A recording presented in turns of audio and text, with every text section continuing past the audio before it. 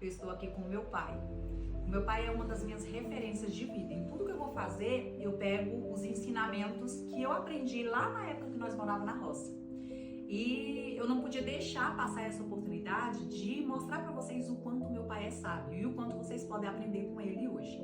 Eu peguei algumas perguntas aqui para trazer e tudo que a gente for conversar aqui você pode aplicar no seu nicho, na sua especialidade. Então, fica aqui com a gente que nós vamos realmente ter um bate-papo, eu e meu pai. Eu vou deixar o meu pai se apresentar. O senhor pode olhar para ali para ele se apresentar? Bom, quero me apresentar aqui junto com minhas filhas e quero ter uma explicação dela e outra, e ao mesmo tempo quero dar uma explicação do que ela está me perguntando. Meu pai, ele mora no interior do Tocantins, em Araguatins. E ele sempre trabalhou com plantação, criação de animais e isso trouxe pra gente uma experiência de vida muito rica. Na época nós achávamos que isso era pobreza e hoje eu posso falar para vocês que a maior prosperidade da vida você vai encontrar nesse vídeo agora. Olha só, ele se chama Messias, tá? O senhor tá com quantos anos hoje, pai? 65. 65 anos. O senhor começou a trabalhar na roça com quantos anos? Não, eu comecei a trabalhar porque naquele tempo todo mundo era mais fraco. Com 7 anos eu já trabalhava na roça, com meus pais. 7 anos. Só que era junto com meus pais. É porque naquela época a gente sempre ia, né, fazer companhia para os Fazer pais. companhia para qualquer coisinha que fizesse já era uma ajuda. E ali o senhor aprendeu a olhar para a terra, saber o tempo de arrancar os matinhos, né, que a gente ia, igual nós fazíamos também quando a gente... Primeiramente preparar para poder chegar o tempo de planta, do plantio. Depois que plantar, já tem a data que a gente sabe quando vai ser o tempo de para limpar. Quando limpa e planta, aí tem o tempo para colheita. De qualquer coisa, seja o arroz, o milho, o feijão, ou a mandioca, qualquer coisa que você planta, você já tem um tempo determinado de saber quando chega a colheita. Dentro dessas experiências, pai, que o senhor já teve, plantando, colhendo, o senhor lembra de todas as coisas que o senhor já plantou? Às vezes eu lembro, não lembro de 100% não. Eu vou lembrar mais ou menos de 90%, por aí assim. Tem muitas coisas que a gente planta e aí às vezes planta uma vez, duas e deixa de mão. Porque não funciona? Não funciona. Pra gente pode funcionar, mas assim, pra mim não funcionou. Aí aquilo a gente vai deixando. Pai, hoje o que o senhor mais planta na sua terra atual? Milho, feijão, mandioca e melancia. Tem uma época para cada uma dessas plantações ou é igual? Não, é igual. É igual. É igual. Só a melancia que muda. Melancia muda, que a gente planta no tempo da seca e nas águas também. Qual é o tempo de colheita a partir do momento da plantação da melancia, por exemplo? Melancia de primeiro era 90 dias, hoje é 70 dias. 70. Do dia que planta, aos 70 dias começa a colher. E a mandioca é a mesma coisa? Não. A mandioca, a mais ligeira que tem, você começa a colher com 6 meses. Mas a base é 1 ano até 1 ano e meio, que é 12 meses até 18 meses. O que eu quero trazer com essa reflexão? Cada pessoa tem o seu processo. Cada semente também tem um processo diferente. Então, muitas vezes, nós estamos levando em consideração o trabalho do outro, a especialidade do outro e querendo que os nossos resultados sejam iguais. E não são iguais. A natureza já nos ensina isso.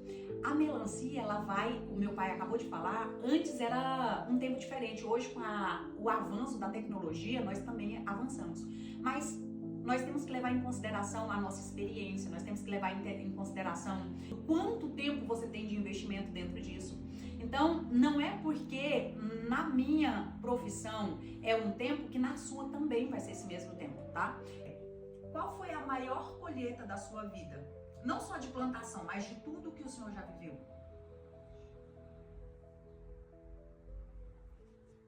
Pelo comum, a maior colheita que eu já fiz foi de conhecimento das coisas dentro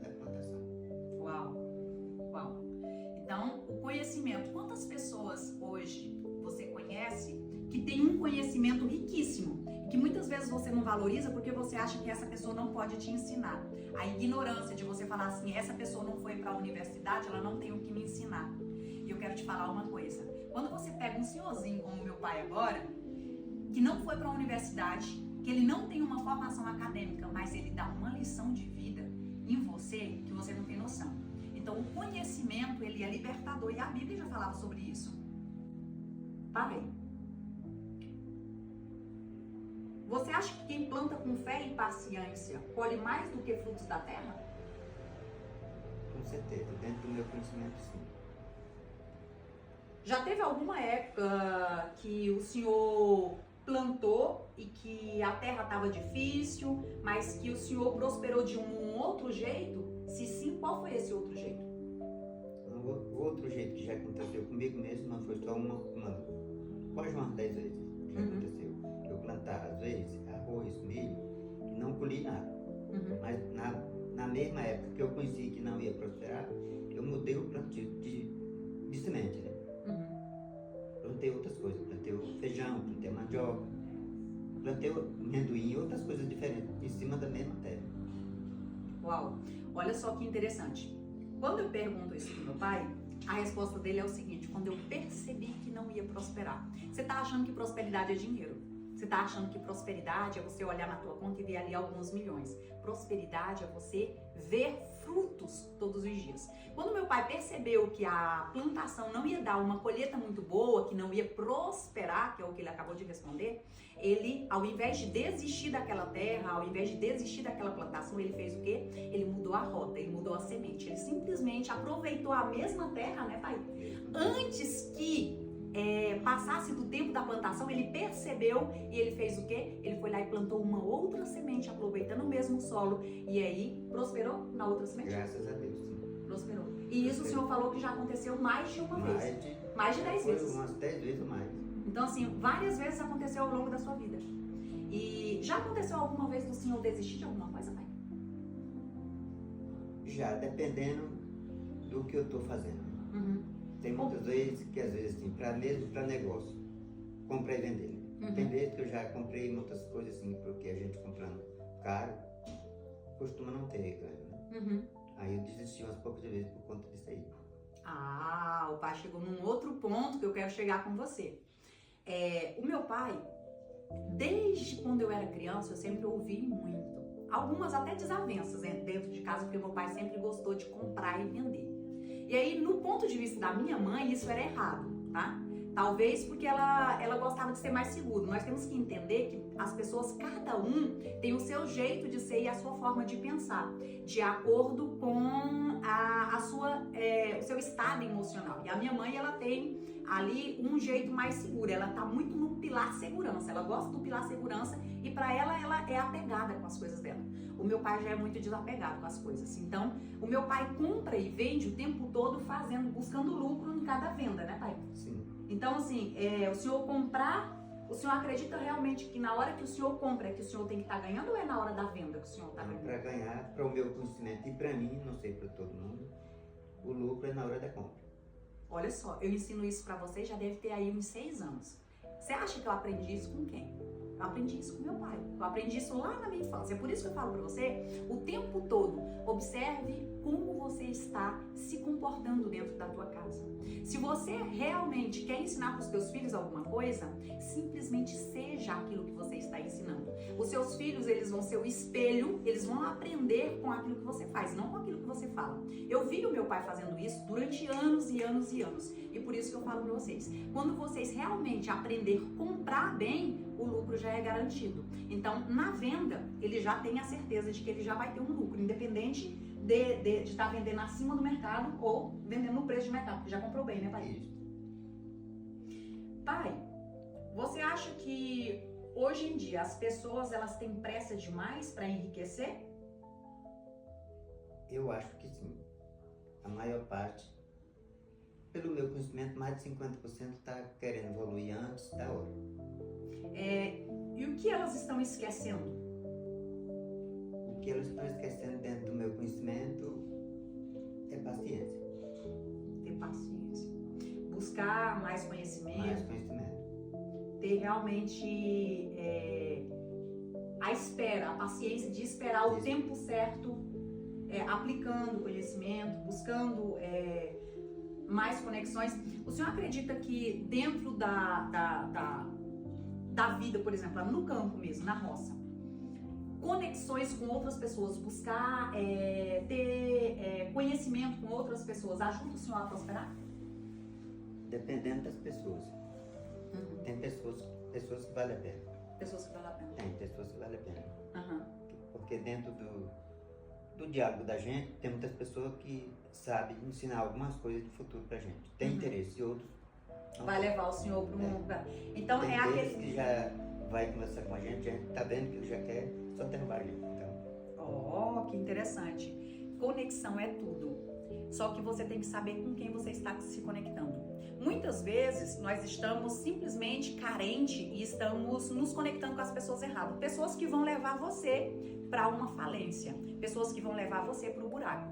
E aí no momento de se conectar, o que meu pai está falando aqui é que você tem que lembrar de uma frase que eu repito sempre. Você é a média das 5 pessoas que você convive. Então, se você lembrar, lá nos nossos avós ele já falava, diga-me com quem andas, que eu te direi quem és, né, pai? Sim, com certeza. Então, quer aprender, quer realmente evoluir, busque estar com pessoas que estão evoluindo. Você quer estar realmente crescendo todos os dias, busque pessoas que estão buscando aprender e que não vão sugar as suas energias, porque isso é o que vai fazer a diferença se você vai prosperar ou se você vai falir. Tá? E antes de mais nada, eu gostaria de agradecer ao senhor, pai, por essa disposição do senhor estar aqui respondendo essas perguntas. E eu queria pedir para o senhor, se o senhor puder agora deixar um recado para essas pessoas. O senhor vai olhar ali naquela câmera e se o senhor puder deixar um conselho para esse jovem ou para essas pessoas que estão nos assistindo agora, qual seria esse conselho? Em primeiro lugar, o meu conselho que eu posso deixar é que meu conhecimento é muito pouco de leitura, mas para o conhecimento que eu tenho, conforme seja da minha idade, já estava um pouco avançado, mas as pessoas mais novas, igual tem um filho, neto e bisneto, ou essas pessoas que eu não sei nem quem é, que vão participar desse vídeo, eu quero que as pessoas tenham um pouco de paciência para poder prosperar, saber com quem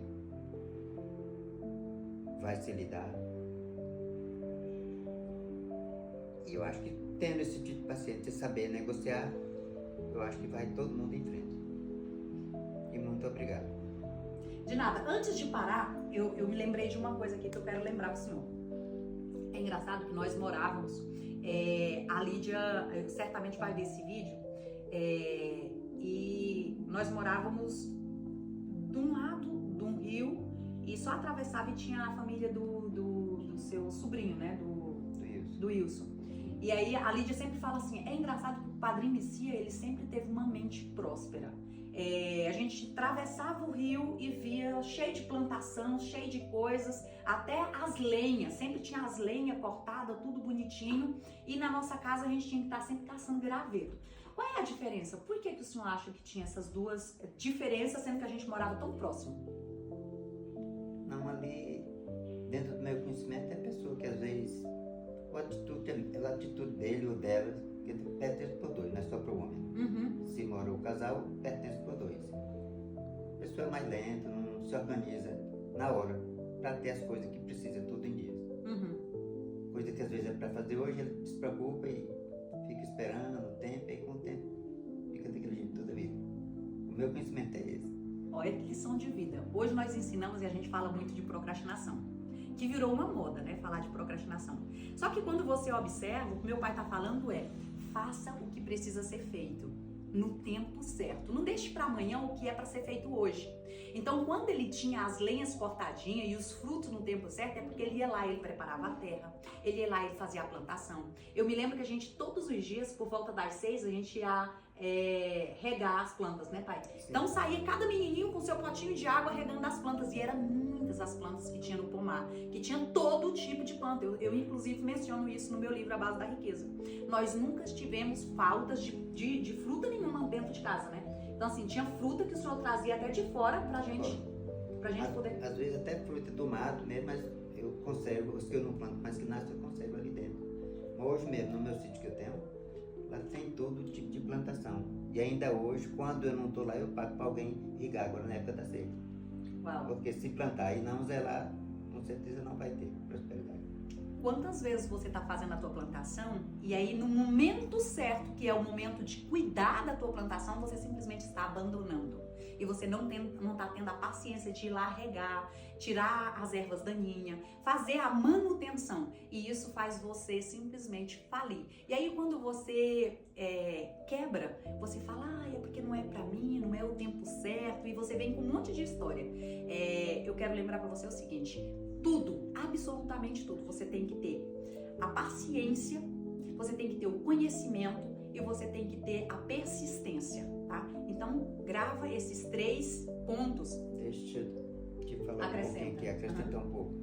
Lá onde eu estou na chacrinha, quando eu cheguei lá, eu falei que ia fazer primeiramente um sítio. Os vizinhos disseram, não, aqui não presta para sítio, não, nós já tentamos umas poucas vezes e nunca conseguiu. Eu digo, mas por quê? Isso morre tudinho, digo, é falta de água. Não, mas aqui é seco demais. Eu digo, não, pois se eu conseguir ficar nessa terra e passar 5 anos aqui vivo e com saúde, eu vou mostrar para vocês que eu vou ter um sítio muito bem agitado. E graças a Deus já tenho. Já tem, né? Já tenho. Só que a gente sofre muito para poder fazer as coisas. Plantar, zelar e ter o tempo para tudo. Mas muitas vezes os outros lá plantavam, mas na época da seca não molhava e não tem Morre como. tudo. Morre tudo. Tem as coisas que a gente pode plantar e não molhar, né? Mas é algumas coisas, a maior parte depende da época da seca. Da manutenção. Manutenção. E eu já provei para 4 vizinhos. Na hora do vizinho já chamei e mostrei do dinheiro que vocês disseram que ninguém fazia. Porque lá tem pessoas que estão com 60 anos e não tem um sítio. Não tem porquê. Não Eles tem. plantavam na hora que era de regar, eles simplesmente não iam regar, ali morria e eles não tinham as colheitas que era para ter. Sim. E aí ocupava a terra. Ainda hoje tem muita gente que culpa, mas não é a terra. Uau! Olha que lição de vida, né? Então, pai, muito obrigada. Obrigada mesmo por esse ensinamento. E eu quero falar para você que se você quiser conhecer um pouco mais da minha história, o livro A Base da Riqueza, 5 Pilares para uma Vida Ilimitada, eu falo bastante sobre esse sítio que você vai conhecer lá em todas as páginas da minha história.